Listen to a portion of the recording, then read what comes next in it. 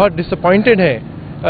Lahore high court के larger bench के फैसले के साथ, जिसके तहत उनको मुल्तान से इलेक्शन लड़ने की इजाज़त नहीं मिली है।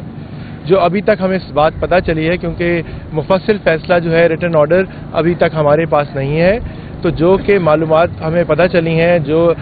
इल्ज़ामात थे, जो एलिगेशंस थी, उसमें एक चीज़ इशू ये आ रहा है कि उनके साइन वेरीफाई नहीं हो पा रहे थे। शायद ये बात की जा रही है कि उनकी अदालत में जेल के अंदर मौजूदगी में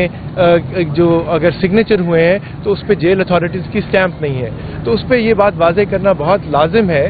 कि जब ये बात हुई थी, जब कागजात साइन होने की बारी थी, तो बारहा हमने जेल अथॉरिटीज़ को, शाह महमूद साहब ने भी, मैंने भी,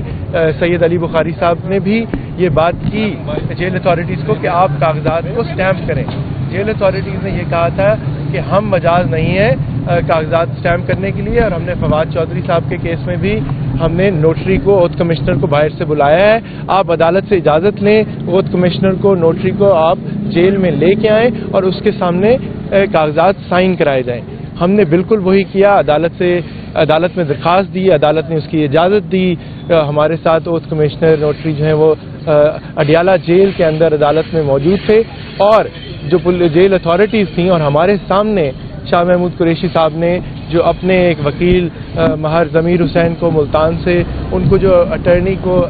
अथॉरिटी दी और जो उन्होंने बाकी कागजात साइन किए, वो हम सब के सामने हुए थे। तो इससे शाह साहब ना पहले इससे उन्होंने कोई इनकार किया है, ना आज कर रहे हैं, बल्कि फिर कह रहे हैं कि कागजात उन्होंने ही साइन किए, उन्होंने ही अथॉरिटी दी। लेकिन उसके बावजूद उन्होंने उसी वक्त सिंध के लिए भी अथॉरिटीज़ दी, और सिंध के हल्का 214 थरपारकर से तो वो इंतखाबी निशान मोर के ऊपर इलेक्शन लड़ रहे हैं, लेकिन मुल्तान के अपने 2 हल्कों NA 150 और 151 से उनको इलेक्शन से बाहर रखा जा रहा है। अब उस सिचुएशन के अंदर उनके एक हल्के के ऊपर उनके बेटे मखदूम ज़ैन हुसैन कुरैशी इलेक्शन लड़ेंगे, और एक हल्के पे उनकी बेटी मेहरबानो कुरैशी इलेक्शन लड़ेगी।